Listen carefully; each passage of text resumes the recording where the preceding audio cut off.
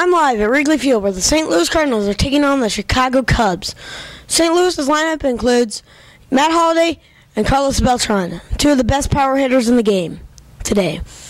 The Cubs lineup includes young sensations like Starlin Castro and Anthony Rizzo. The pitching matchup is Matt Garza versus Adam Wainwright. The winner of this will either sweep. If the Cardinals win, it's going to be a sweep. If the Cubs win, the Cardinals still win the series, but lose 2-3. I'm Hunter Mulholland, Fox Sports Midwest, signing off.